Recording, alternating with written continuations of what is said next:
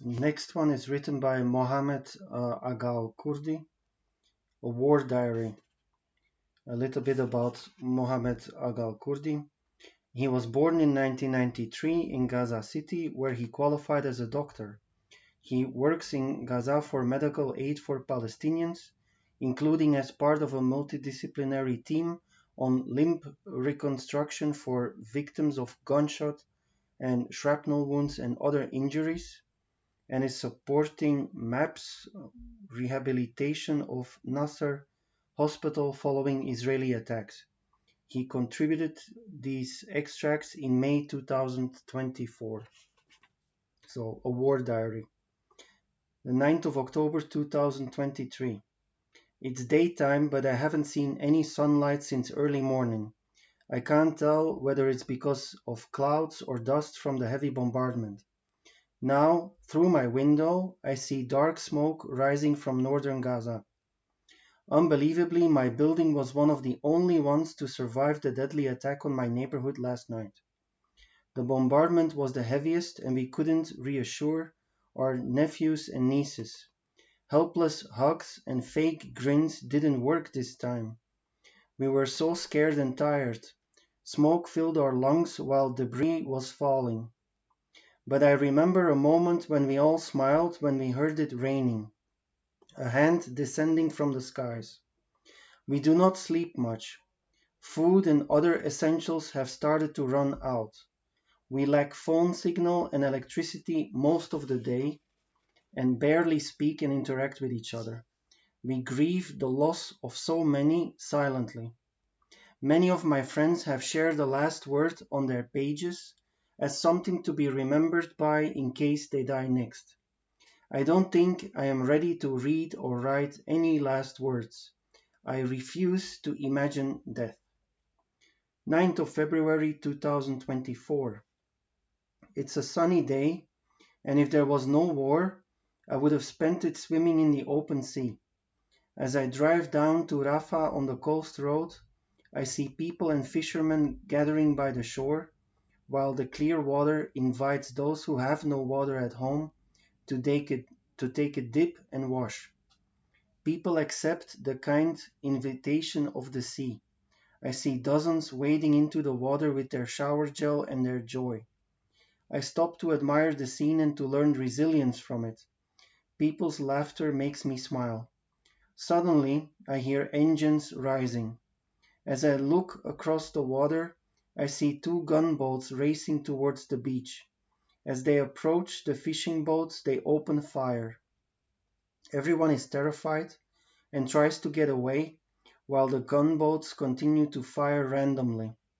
Our innocent act of resilience, fishing and keeping clean, represented no threat, but those piloting these boats want us to remember that they control not only the land and air, but also what seems to be the open sea. 26th of February 2024.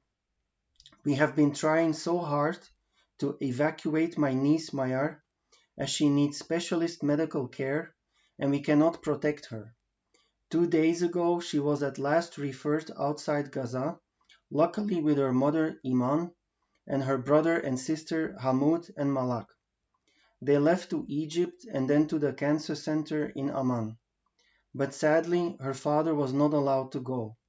Mayar has been displaced, made homeless, denied medical care, forced to shelter in a tent in the cold, and is now being separated from her father for no reason. Today, I was able to get a signal and managed to call. My sister Iman said they have been overwhelmed by the welcome in Jordan. She cried when she told me of her embarrassment at being treated with such generosity as an expression of solidarity. She said she took the kids out and bought them each a bag of crisps.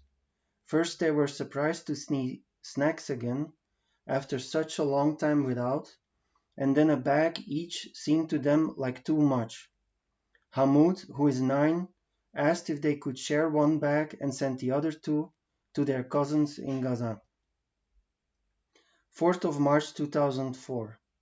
It's kite running season, and children in Gaza have decided not to miss out, despite the suffering, insecurity, and hunger they have had to endure. Colorful kites made of thin paper by delicate hands compete with heavy warplanes guided by monsters, yet sometimes the kites outnumber the machines in the sky and win. The message the children send can be very powerful, particularly when they choose the colors of the Palestinian flag, and flying a kite is in itself an act of resistance, breaking the air siege and reclaiming the Palestinian skies, succeeding where politicians and militants have failed. After troops withdrew from the blocks behind where I shelter, a friend went to check on his home, but he found a group of thieves armed with knives occupying the building. They drove him away. Sadly, this is not the first time I hear such a story. Robbery has become common, and people have been attacked while trying to intervene or reclaim their property. This offensive has exposed the worst in people. Hunger has pushed them to steal aid from trucks and sell it at inflated prices in the market, and now to justify horrible actions and violence in the name of need. 30th of March 2024. My family has finally decided to evacuate Gaza. It was not an easy decision to make as it goes against our beliefs and ethics. But this war has destroyed everything we built and called home. I will be the only member to stay and will have to endure alone. You either pay or die, that's what our lives have become. 56,650 US dollars was the number we had to pay in order to add 6 adults and 8 kids to the departure list. We have sold our assets, cars, gold cheaply in order to secure the cash. Safety is expensive and yet still not guaranteed until names are called. I know of people who pay to be put on the list only to have death come to them sooner than departure. And many friends who have left reported feeling stuck and worthless. They can't move a single step forward with their lives. They're pinned to their chairs observing the massacres from a distance, and that turns out to be harder than experiencing it firsthand. Some already regret leaving Gaza and want to return, so that at least their death might mean something.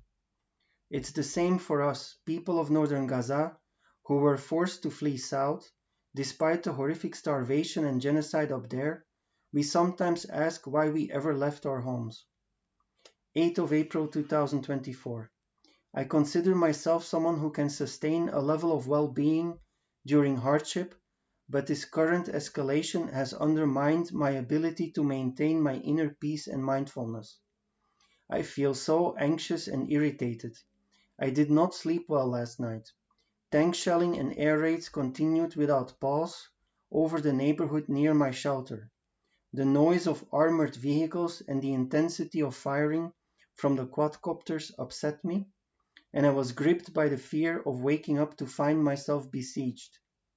My 5-year-old nephew, darling Omar, made us laugh today. He regards this as a war against children. We overheard him telling his mother, "At least grown-ups can find coffee in the market. Children like me can't find any snacks or lollipops. Now do you understand why this war is against us, not you?"